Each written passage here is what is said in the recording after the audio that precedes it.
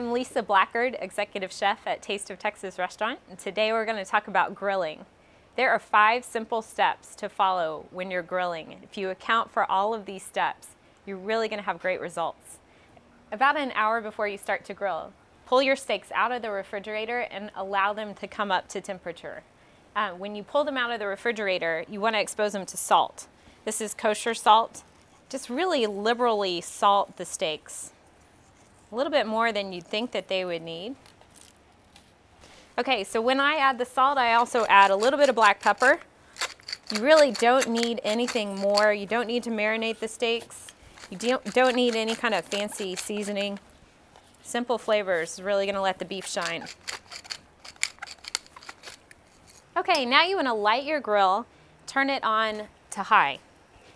You're gonna close the cover and allow any residue that's on the grates to burn off. Do this for about 7 to 8 minutes. Okay, now we're gonna scrub those grates as much as possible. So get a stiff wire brush. Take off any residue that might be remaining. After you scrub your grates, you wanna set your grill to 2 temperatures, medium high and medium low. The reason we're gonna do this is so that we can sear the beef over the medium high and transfer it to the medium low over a lower flame to allow it to come up in temperature without burning. You want to oil your grates really well. I prefer an oil-soaked rag or towel as opposed to grill spray. I think that you can get better coating with the oil-soaked rag. When you do that, however, be really careful not to squeeze out any oil over the flame. It will flare up and get you. Make sure to get the spot where you're going to grill really nice and coated. As we put the steaks on the grill, we want to remember to make cross hatches, which is the perpendicular grill marks on the steak. They're so beautiful, and it's really going to make your mouth water when you look at it. We want to start the steaks over the medium-high portion of the grill. Angle them at about 45 degrees on the grate and allow them just to rest right on the grates.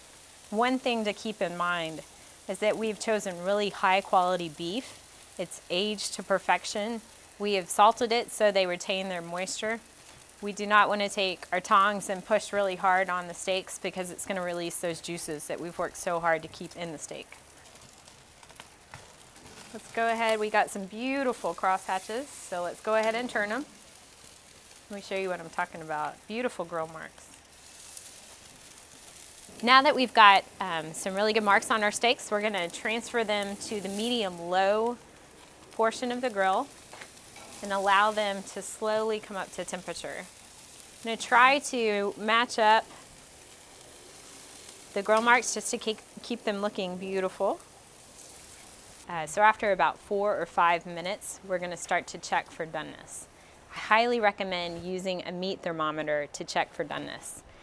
This is the most accurate way to learn what a steak feels like at medium. When you're using a meat thermometer, be sure just to spot check it by inserting the thermometer into the thickest portion of the steak, checking it, allow it to come up to temperature, and then pull it right back out. If you leave these in the grill, they will melt. For rare to medium rare, you want to take it to 130 to 135 degrees.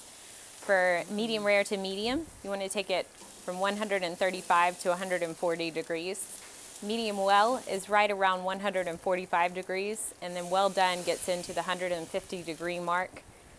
Okay, we're going to check for doneness. I prefer my steaks rare, so I'm going to pull it off when it reaches 130 degrees.